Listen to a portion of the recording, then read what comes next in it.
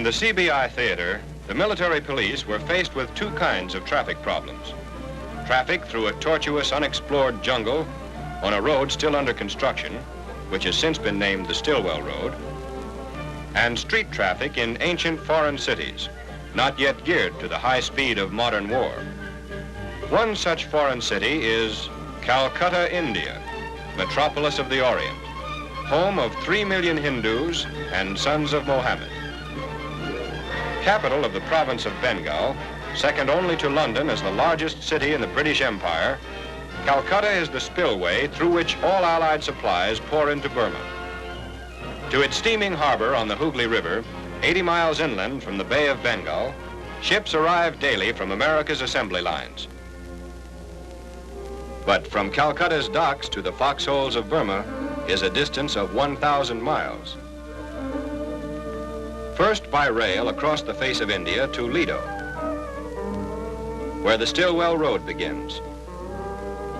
This then is the main artery to the fighting heart of China, from Calcutta to Lido to the old Burma Road.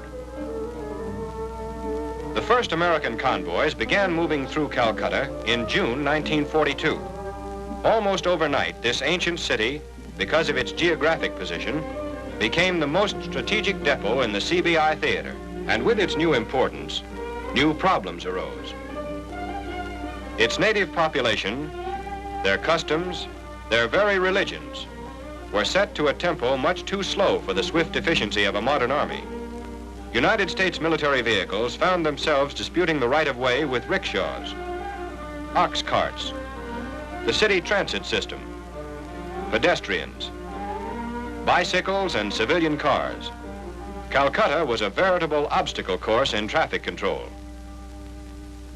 The MPs had a rough assignment when the base section commanding general gave the order, an order to apply modern principles of traffic management to a city not even accustomed to walking on sidewalks. From what the military police did here, we can learn what to do in similar situations throughout the world. First step in the preparation of any traffic control plan is reconnaissance, estimate of the situation. The traffic control officer and his sergeant major went out with their notebooks. They noted streets where pedestrians held up traffic. They examined intersections where accidents occurred frequently. They studied the constant problem of congestion. Notes taken on reconnaissance were studied in conferences with MPs of other nationalities in the area and with the local civilian police. There are two ways to approach control problems: provide better traffic facilities or make better use of existing facilities. Calcutta's MPs did both. Calcutta is a big town, about the size of Chicago, USA. They organized a fleet of radio patrol cars. These cars, because of their mobility, could do the work of a regiment of MPs on foot if the drivers could maintain communication. So a central transmitter and receiver station, an SCR 808, was installed in the Provost Marshal's office. Two relay stations were set up in outlying parts of the city, which could communicate with all the jeeps on patrol in the city.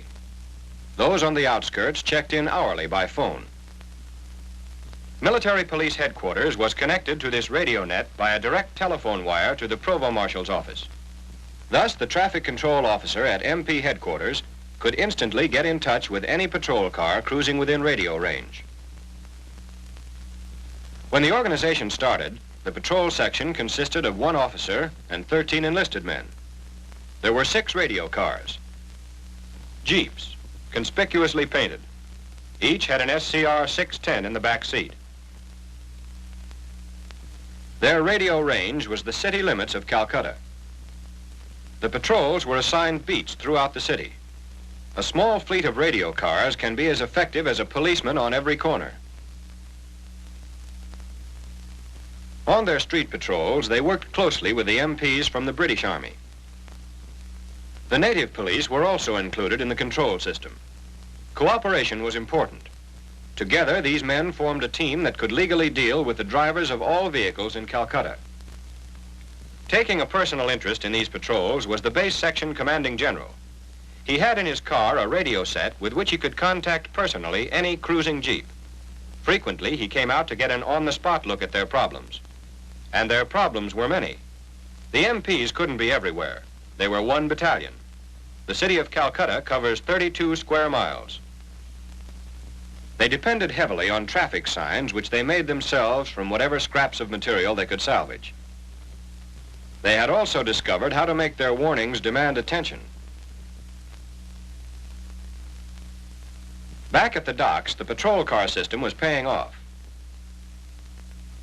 As a convoy assembled, the MPs discussed with the convoy commander the route to be taken through the city. When called upon for an escort, one patrol car took the lead. As the convoy got underway, another took its place at the rear. Other cars were stationed at certain danger points until the convoy passed. These assignments varied not only with the convoy's route, but they were also changed daily so that MPs were frequently seen in different sections of the city. This facilitated the movement of traffic and gave the appearance of a greater traffic control force than the actual strength of the MP battalion. When the convoy approached difficult intersections, the lead patrol car pulled ahead and stopped to clear the way. They also set a steady speed.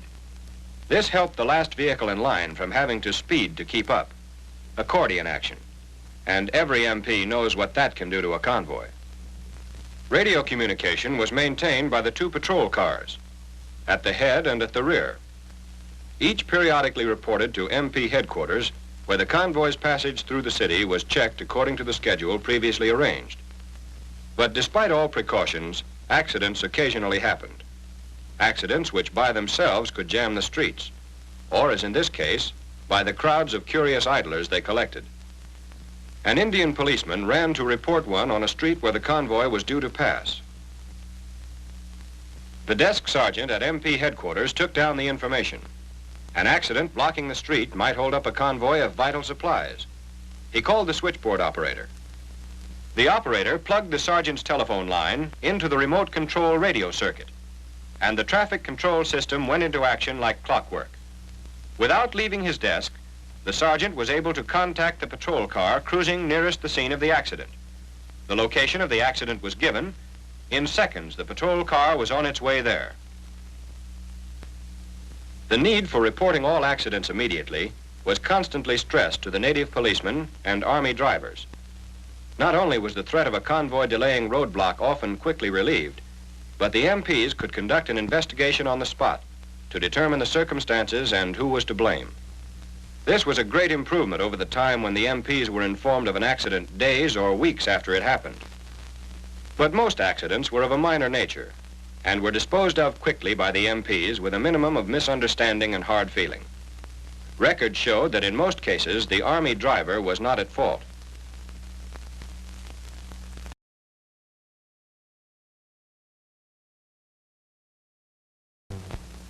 The scene of the accident had been cleared by the time the convoy arrived, and it rolled on to its destination, the Barrackpore Railroad Yard. And here the MP's duty in Calcutta ended. Both the supplies and the vehicles that carried them, for trucks were also part of the supplies here, were turned over to the railroad for the next step in their journey to the fighting front. This came at Lido, where the railroad ended and the Stillwell Road began. Here the MPs established their traffic control stations, which grew in numbers as the road was carved out of the jungle behind the advancing battle lines. They placed these stations at designated mile points along the road. Those stations before mile 100 were permanent. From this point on, as the road approached the front lines, the posts were temporary.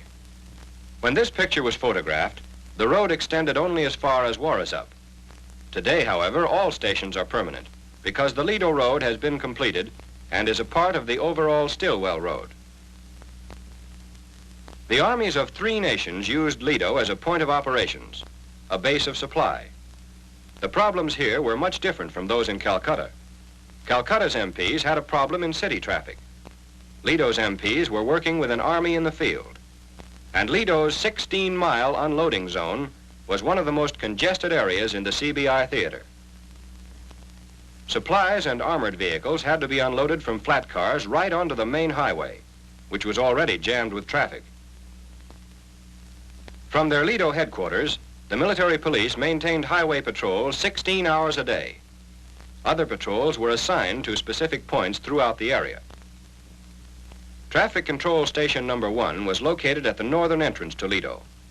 It was the checking station for motor vehicles coming into Lido from India. Here, after every vehicle had been thoroughly searched for liquor, opium, and enemy agents, the driver's trip ticket was examined. If everything was okay, he was allowed to proceed into town. These vehicles were driven by Chinese as well as Americans, and as in Calcutta, traffic regulations were enforced by teams. Also similar to Calcutta's control system, Lido's MPs had patrol cars. Typical was their job of leading convoys to the local motor pool. Its entrance was a curve that was almost a right angle on the main highway, constantly jammed with traffic. As the convoy approached, one MP stationed himself on the highway to stop the main stream. Another moved into the motor pool to halt vehicles coming out. In parts of Lido's combined truck head and rail head, over 8,000 vehicles passed a given point every 24 hours. MPs assigned to take traffic counts determined the hours of peak congestion, when there was an average of one vehicle every 5 seconds. As a result of these traffic counts, MP power was conserved. They were stationed at the points of heaviest flow at the hours they were needed most. One of these points was near the north entrance to the Lido area, where the highway crossed the Dinghing River over the same bridge the railroad used. With trucks and trains using the one right-of-way, strict control was necessary. Phase changes were handled cautiously. Somewhat relieving the congestion here, an MP shuttled part of the traffic, particularly the lighter vehicles, to an engineer-constructed ponton bridge a mile upstream. But the police problem remained the same: one-way traffic. An MP was stationed at the first ponton to enforce the proper distance between trucks. Out on the open road, despite the MP's vigilance, there were violations. Let's go, Joe.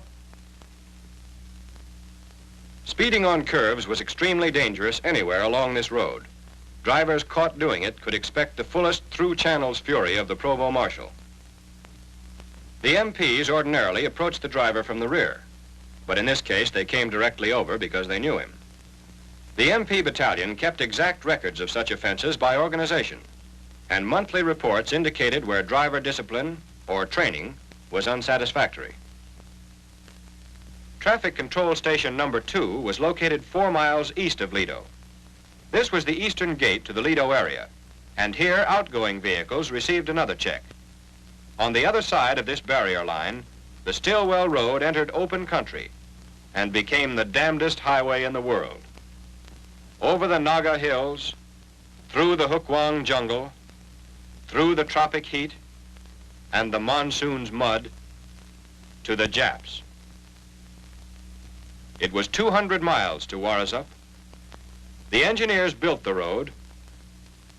The MPs kept its traffic under control. Traffic moved quickly from the foothills near Lido into the Naga Hills. MPs from Traffic Control Stations 3 and 4 patrolled this part of the road where the steep mountain sides and sharp curves were always a source of trouble. The India-Burma boundary and the crest of the Naga Hills were crossed at Pangsaw Pass at an elevation of over 4,000 feet. But drivers' trip tickets were not checked at the traffic control stations here. They were merely bases for the patrol cars. Down in the jungle, all vehicles were halted at Traffic Control Station number 5, where the natives from the neighboring village of Loglai occasionally came to pass the time of day. The MPs here recorded the number of vehicles passing through each month. From here on along the road, each control station furnished up-to-the-minute reports of the road condition ahead, and the news was usually bad. Along the steep drainage slopes of Burma, there were many places where rains regularly reduced the road to one-way traffic. At such points, defile control was applied. An MP was stationed at each end of the defile. Traffic was allowed to take turns moving east and west. Moving east, halfway to the front, traffic was more restricted. Number 8 was the last permanent control station. Beyond their mosquito net station here, the MPs had only temporary outposts, subject to the demands of road construction and the shifting battle line, subject also to the weather. During the monsoon, the road became a river of slime. Rainfall reached more than 200 inches a year, over 16 feet.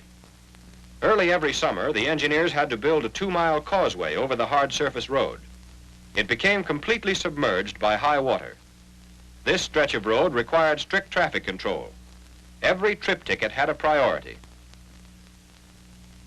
An MP rode in the lead vehicle of each serial. It was his duty to keep the line moving within the required speed limit of 5 miles per hour. This snail's pace continued along the causeway for 10 miles. Beyond the causeway, a corduroy road of logs and planking had been laid.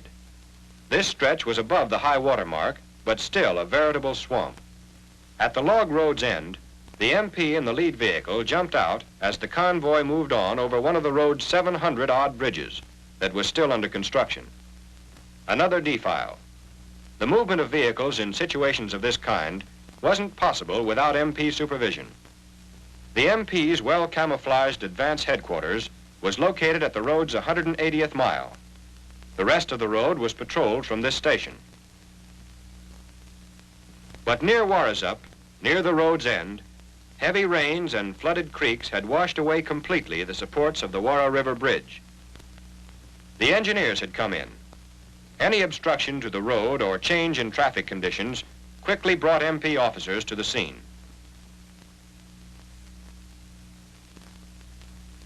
Was there the possibility of a detour? Could a one-lane bridge section be thrown up quickly? Should convoys on the way be halted far back up the road to avoid congestion here? These questions had to be answered. They had to be answered with a plan. Planning. That was the solution to traffic control problems. Planning. In the ancient streets of Calcutta and in the map-cluttered conference rooms. Planning moved a mountain of supplies through the city. And on the Stillwell Road, planning kept an endless conveyor belt speeding to the battlefront. The Stillwell Road was completed January 2nd, 1945, and the first convoy traveled from India to China. It was a great moment. For China and the Allies, it was a major victory.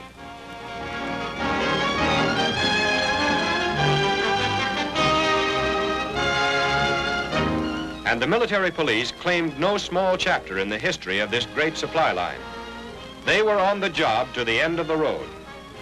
They will be on the job on every road, till an American MP is directing traffic on the corner of Yama Street and Koto Avenue in Tokyo.